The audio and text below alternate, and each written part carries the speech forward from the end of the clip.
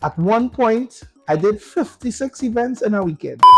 I'm link you back there. About to do a podcast here, my boys. So we gonna link up, right? Think down is young, brother. Yeah, that's cool, man. There you think started now.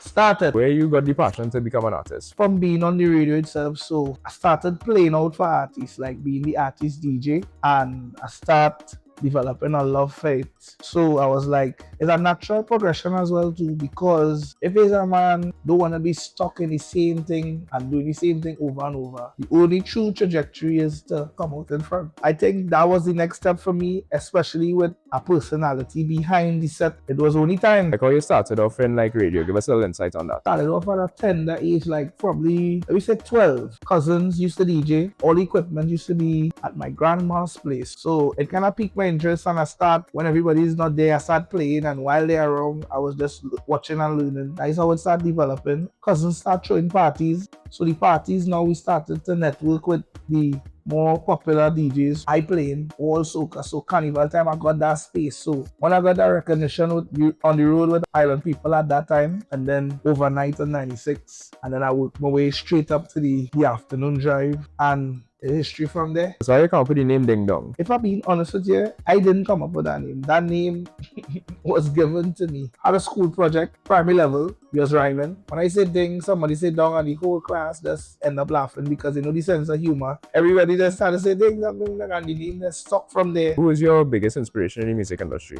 Quite a few people, you know. The real inspiration came from like legends like Bob Marley, Marshall Montano, one of the hardest working men in music business, or even Christo, Kute, Mekaltesia. The men and them really understand the craft and how to create a properly written song. Obviously, from working with Bungie and Faya, their work ethic is incredible. Remember, Bungie process to record a song and to create songs is very different and taboo to others, because while others might write with pen, or who might take out a note on the phone and be like, all right, Bungie go in the booth and rattle a whole song right up. This season coming here, I would show the full process behind a track. I'll allow people to see the actual process behind it. The people behind the pen, the people behind the whole creation, the musicians, the pioneers behind the things. If you went into the music, what's another profession you'd be doing? To be honest, I really can't answer that, because I don't hustler. I would always find a way, no matter how challenging. I don't mind doing multiple things to achieve my goal.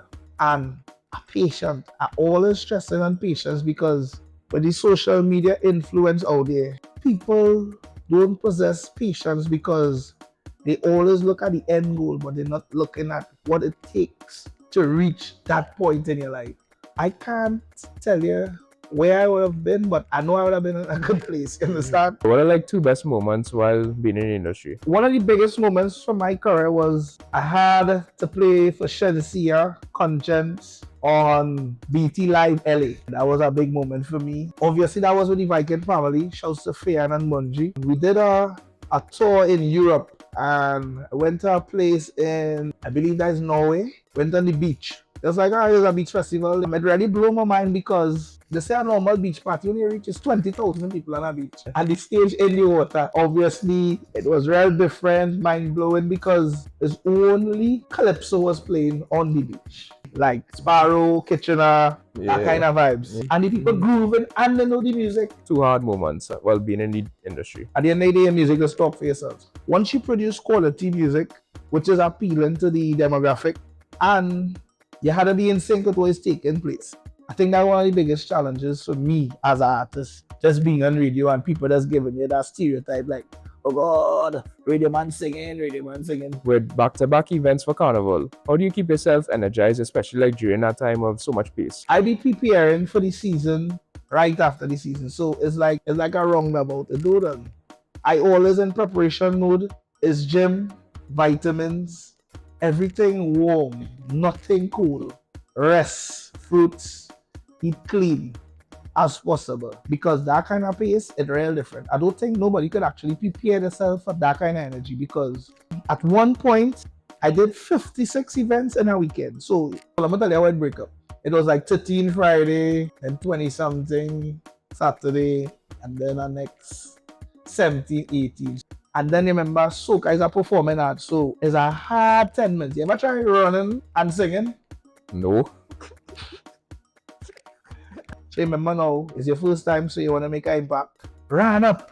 And like, pull my first two notes. I was like, ooh, I got belly pain. I was like, yeah, thank you. First performance last, like, I don't want to lie, like 25 seconds, bro. It was devastating. I was like, nah, boy, so many sing for hour and half an hour this thing. But you remember, I had to come now and condition my body. So when you see a man and he probably have a little size and he be singing and he running left to right, don't underestimate that. That is a different temperament altogether. What is one thing that you want people to know about Ding Dong? I'm always willing to help. I like sharing information because that's the most important thing in this industry. What is one thing that you want to see change in the industry? Everything now is based on numbers. The only change I would like in the music industry is to take bots out of it and let me see everybody authentic reach. Where does Ding Dong see himself in the next 3 to 5 years? I see myself as a headliner because at the end of the day, I still would create an impact. I still have a nice little audience. I have a nice reach. For the past 6-7 years, I'm bringing it.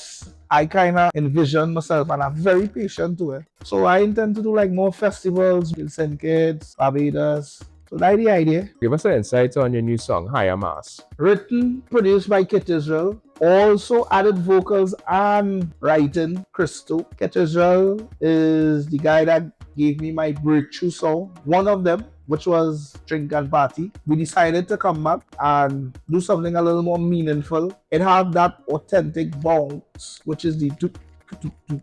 So, you know, if you hear Afrobeats, where you're looking for the log drums. I went down there to Kit Israel's studio, but it was a nice, fun project. I was real instrumental in the actual track. Although everybody is saying Higher Mass is a bad song, that your song. Still thankful for the recognition the Higher Mass gave me. It was a well-written song. I like it. I like the vocal ability in the song. Give us an insight on the song Drink and Party. That is the year right after the pandemic. During the pandemic, I was doing songs like if it had the actual carnival. So the work rate was real up because everything was a bit uncertain at that time. If it would have the carnival, if the thing, remember the coronavirus, it was bad. After when the place opened back, he was putting in the work. Oh, they're blessed. It was like my fastest streaming song at that time. That song blew up real fast. It was actually one of the biggest songs at that carnival for a while. That song really put me in a real different place mentally, and I learned a lot from that song. Nice Kit Israel again, so big up Kit. The thing about that song, they wrote that song for Marshall. Marshall say, nah, getting that song, he could sing that. I was like, thanks. And then after it was history, and he was like, yeah, you see, I sent one for you, right? So give us an insight on the song Outside. I have a nice storyline behind it. So on a beat, I sent to Second Star. I was like, boy, I need a song on this beat. That beat was like, she like man with ride, big ride. I was like, I need some on this beat, boy. And he was like, boy, nothing in common to me. So then that is where I got introduced to Tasia for the first time. So Second Star said, let's go down to System 32. One day for the first time, play the beat. Everybody was like, nah, we ain't get you nothing. But what I understand is, if you are a creative, you don't really be a creative for other people's stuff. You like to work on your stuff because you get all the residuals, all the stream and everything from it. When you just do the writing, there's only so much you can get from it. Then I realized I can't go by other producers with other producers' work. It don't work out that way because you wouldn't get the heart and soul behind it. Nobody wouldn't be vested in the project itself. I read the room quickly. I say, I. Where you are? And then he played the beat. I was like, no, that's my vibes. And he played my Outside. I say, what promise all what show about? I'm going with this Outside. Boom. That was my breakthrough song. All effects. I fly out. Which country? New York. I always look for songs that people could sing with me. So like the chorus must have a sing out and it must be a slang that is relatable at the point in time. Bro, give us an insight on the song Actimo. Actimo, the rhythm and the writing came from Second Star. Big up my boy Second Star. was talking to Young Brother's management because he was looking for songs around the season. I sent him the rhythm. He's like, send me your song. So I sent him my song. Then after he sent it back, I hear Young Brother and I was like, hey, you would put out a body of music in it, but at the end of the day, the masses and the numbers don't lie. I go based on what they tell me. I really push back. People they say that this song, that this song. I actually like that song. Big up second star the whole team for that. So give us an insight on the song Throwback. I had throwback for like 3-4 years, but I had to develop into throwback because you realize it's a more mature song. I had throwback same time with Drink and Party. I had outside, into Horning First, into Leave It Alone, into that. I peak at that. I went back down that following season. I did Head Gone. From Since I Small. I just did 2 music videos. I just showed that presence at that point in time. And I was like, all right, I'm taking out the rest because that 4-year period I run real hard. Real show. I see all these stages. Is Mexico, is London, is Spain, is Belgium, all over. I was looking at some old stuff. I feel I wanna impersonate Lord Nelson. That's where I went down and did the whole photo shoot and I showed the whole process. At the end of the day, anybody could promote any song. What is the passion behind the promotion and your personality behind the actual track and actually embodying that song? So I had to go out there and actually earn and show that creative side of me and actually embody that Lord Nelson. And then in other ultimate soca champions, and I bought Lord Nelson on stage. So those are real good vibes. So that was me now actually on my way back up the mountain. So give us an insight on the song Leave It Alone. That song was actually written for Shao. He didn't like it again. Remember, at the end of the day, you gotta know what you like to. Leave It Alone was written by Problem Child. I went to record the song 3 places. None of the producers, nobody, the record engineer, nobody liked it. Every time I sing it, just cleaning up the face. I really like, you sure, boy? And I was like, sure. Yeah, Nicole.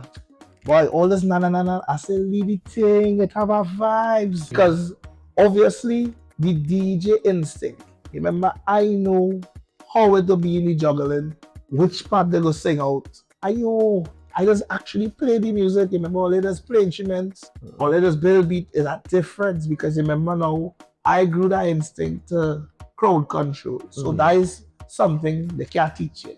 You have to develop that. So when I hear a song, I feel like, yeah, this could work.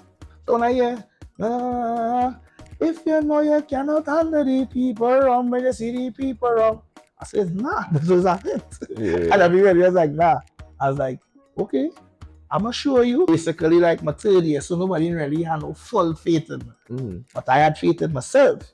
As much as people believe in you or don't believe in you, you have to believe in yourself to project that onto others. It's a song that nobody didn't like. And for it to hit after the whole season, I felt like a whole load off my back, boy, because I was like, that whole season I had to just prove it to everybody that is a big song. All the doubts and things change. Yeah, all the doubts and everybody changed because everybody's like, nah, but I ain't sure. And I was like, I sure. That was a real good lesson. If I take on people, I had that peer pressure of others trying to put their own insight on my career.